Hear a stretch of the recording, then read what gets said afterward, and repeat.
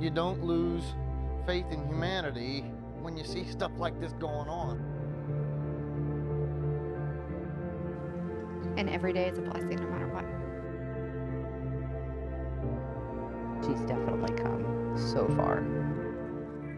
When it comes to playing with Barbie dolls, 10-year-old Emma Shaffer from Bloomsburg, Columbia County has an active imagination.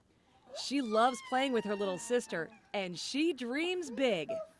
She's so happy.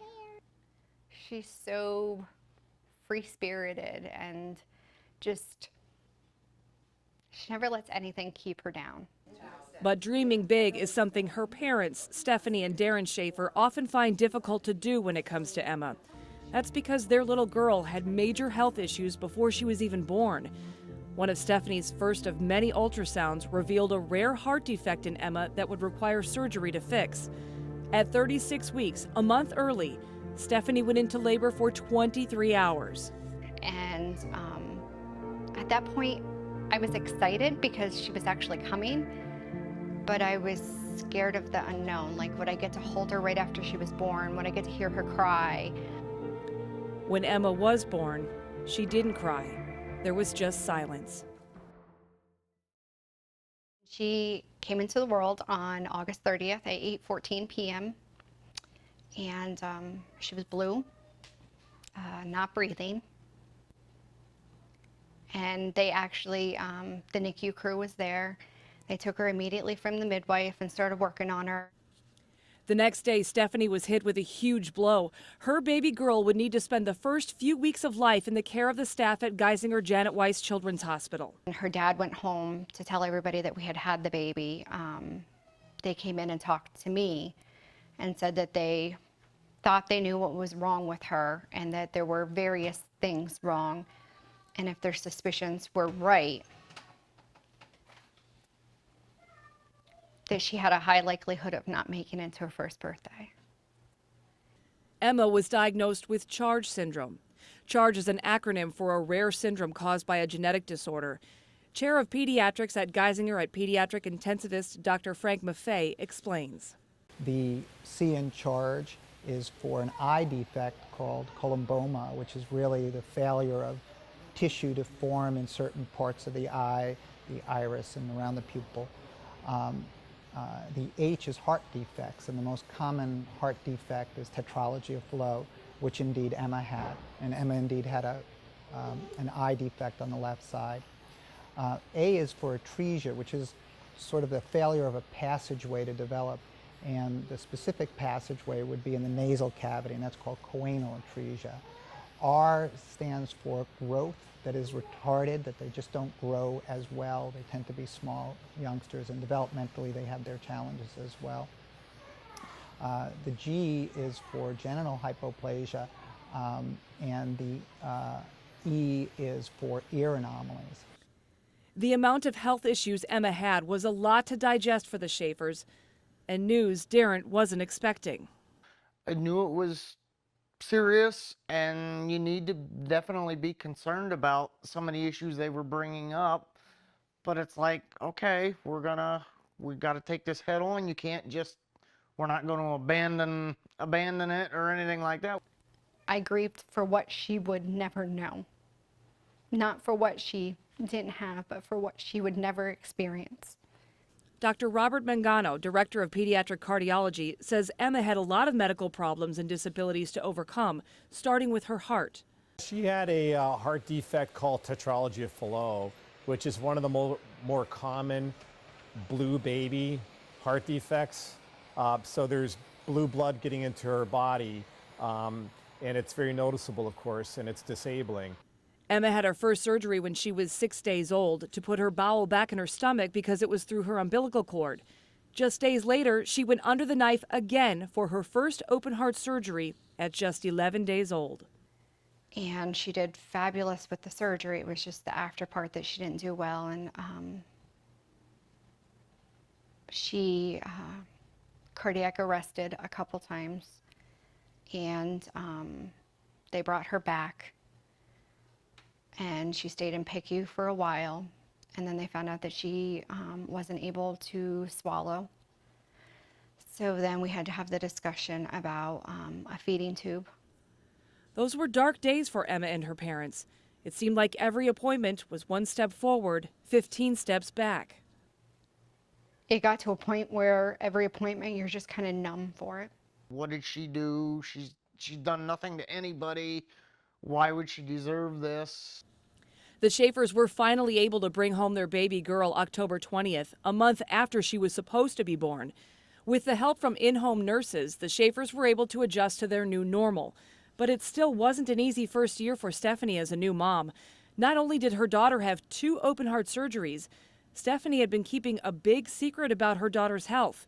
A secret she kept for 12 months, 1 week, and 2 days. She never told anyone that doctors didn't expect Emma to live to see her first birthday, not even her husband Darren. At the time, I did it because I didn't want people to look at her and think, is this the last time I'm going to see her like this? And I didn't want them to be worried. Stephanie took many pictures that first year, and there was a huge first birthday celebration where she revealed to everyone why that day was extra special. Those days then turned into years. Emma had a second birthday, then a third, a fourth, and so on. Every year that we have another birthday, it's another blessing because, I mean, she's 10 now, going to be 11, and I didn't think we'd get one. But when Emma turned 6, there was another setback with her third open heart surgery. An echocardiogram funded through generous donations to Children's Miracle Network at Geisinger helped diagnose her problem.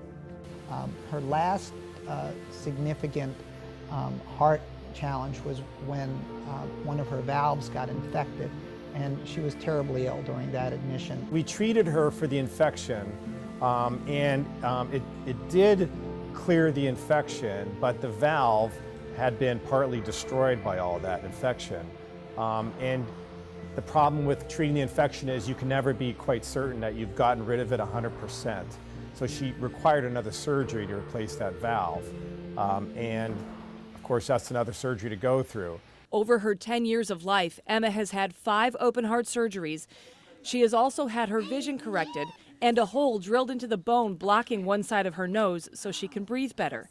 She is also deaf, but with the help of a hearing aid, she is now able to hear out of her right ear, but still uses sign language to communicate. Okay, so start at 7, go to 4. And that's where her day shift nurse, Amy 612. Spanenberg, comes in.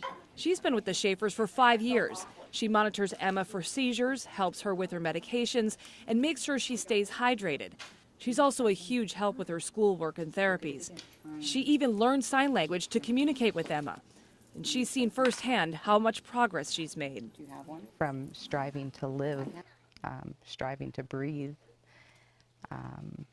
surviving open hearts and infections and not being able to hear, to learning how to use hearing aids, and now learning how to use an interpreter, and striving in school.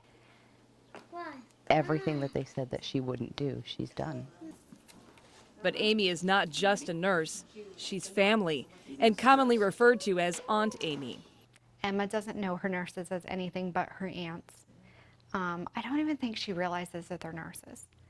And to Amy, Emma is family too, but more than anything, she sees the little girl as an inspiration. Emma, you're my strength in my day. Emma has made significant progress since her last open heart surgery more than 3 years ago and is now thriving in school and life. Oh my gosh, Emma is just this amazing little girl. She has such a sparkling personality. She doesn't hesitate to try new things. Geisinger Janet Weiss Children's Hospital doctors say that's a huge testament to her parents and their love and support. Personally, I think it's quite amazing that a child with so many disabilities that they're born with off the bat can actually do well over time.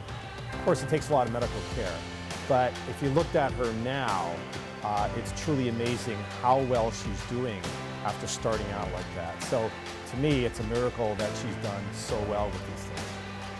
She has not climbed one mountain. This family has not climbed one mountain. This family has climbed, a range of mountains. It's been a mountain range for this wonderful family. So we're just kind of following Emma's path. That's what we call Emma's path. Emma's path may not have been a smooth one, but it's a road the Shaffers can't imagine not walking down. And to them, the possibilities are endless. It's been an interesting 10 years so far, and I can't wait to see what the next, how many years is going to be like. Every day, I thank God for the day I had, and I pray for the next day.